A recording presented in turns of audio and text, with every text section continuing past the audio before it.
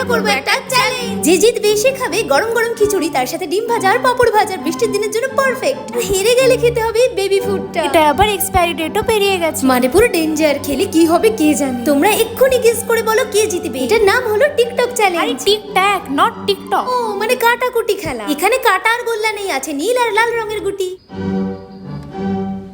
ও no, এবার আমি কি করব? Yes yes, I am the winner. দে দে, গুটিগুলো আমিই তোর হয়ে বসিয়ে দিচ্ছি। আচ্ছা, কারা কারা আমাদের মধ্যে গেমটা খেলতে ভালোবাসো তারা লাইক করো, যারা যারা গেমটায় সবসময় উইনার হও তারা সাবস্ক্রাইব করো। পাঁপড়টা তো দারুণ। এবার আমার ফেভারিট ডিম ভাজা খাই। এবার মায়ের হাতের খিচুড়ি, আর তার সাথে বাইরে পড়ছে বৃষ্টি, পুরো জমে গেছে।